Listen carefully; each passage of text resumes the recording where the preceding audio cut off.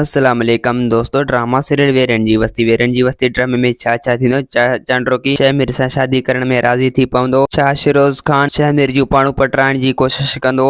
Race bizarre Khan शमसू के बार बार समझाइण जी कोशिश कंदो। दोस्तों तव्हांखे सॼी कहानी ई अपडेट इन नंढड़ी ऐं छोटी वीडियो में ॾियण वारो। दोस्तों वीडियो खे आख़िर ताईं ॾिसंदा मुंहिंजे यूट्यूब चैनल अमीर जमाली के लाज़मी सब्सक्राइब कंदा। दोस्तों सब्सक्राइब करण सां को आवाज़ जो बेल न करंदो काफ़ी असांजी हौसला अफ़ज़ाई थींदी ऐं तव्हांखे बि वधीक वीडियो ॾिसण वटां मिलंदा। तो तव्हांजो टाइम वेस्ट कोन पिया करायूं, हलूं था पंहिंजी कहानी ई अपडेट जी तरफ। दोस्तों हाणे तव्हां ॾिनो चंड्रो की जेको आहे इहा सोचींदी त अगरि जेकॾहिं मूं आमिर खान सां शादी कई त पोइ मुंहिंजी ज़िंदगी ख़ुशहाल थी गुज़रंदी ऐं पोइ उन जे मथां उनजो पीउ बि अची वेंदो, यानी शाह मुराद बि अची वेंदो। शाह मुराद पंहिंजी धीउ चंड्रो खे चवंदो पुट मतिलबु त धीउ तोखां जल्द जेतिरो थी सघे तूं इन शामिर सां शादी करे वठ। ही शामिर जो रिश्तो तो लाइ भलो आहे। अगरि जेकॾहिं तो शामिर सां शादी न कयो त पोइ तूं पंहिंजी ज़िंदगी विञाए छॾींदे। चंड्रो की चवंदो त हा बाबा मां इन शामिर जे करे पियो सोचां, जेकॾहिं मां शामिर जी ज़िंदगी में शामिल थी वियुसि त पोइ मुंहिंजी ज़िंदगी ख़ुशहाल थी गुज़रंदी। ज़रली हिन दुनिया में नाहे रहियो, उन जे करे ज़रली खे हाणे विसारे ऐं मूंखे शामिर खान सां शादी करणी पवंदी। ऐं ॿिए पासे दोस्तों हाणे तव्हां ॾिसंदो शिरोज खान जेको आहे शामिर जो दुश्मन थी पवंदो, यानी ॿाहिरों तरो जेको आहे उनजो दोस्त हूंदो ऐं अंदरो तरो उन सां दुश्मन थी वठंदो ऐं रुखसार बेगम जो सभु ॻाल्हियूं उनखे ॿुधाए छॾींदो ऐं रुखसार बेगम शमसू जे चवण सां शामिर खे मारण जी कोशिश कंदो ऐं इहा ॻाल्हि सभु शामिर खे ख़बर पइजी वेंदी। ऐं ॿिए पासे दोस्तों हाणे तव्हां ॾिसंदो त नौरोज खान जेको आहे चिबड़ खान खे चवंदो त तोखां जल्द जेतिरो थी सघे तूं पंहिंजी धीउ बानो खे मञाए वठ। अगरि जेकॾहिं हुन मूंसां शादी करण में हाँ कई त पोइ उनजी ज़िंदगी ख़ुशहाल थी गुज़रंदी ऐं पोइ हुनजे ॾुखनि मां ज़िंदगी आज़ाद थी पवंदी। जेकर चाहे तोखां जल्द जेतिरो थी सघे तूं पंहिंजी धीउ बानो खे सम्झा। सावण चवंदो त नौरोज खान तूं बानो खे बार बार सम्झायो आहे, मतिलबु त उनजी ॻाल्हि खे ढार ॾींदो जीअं हू चङे घुरनि ते फुल पाबंदी लॻाए। अहिड़े हिसाब सां पोइ अॻिते हली चिबड़ खान हाँ कंदो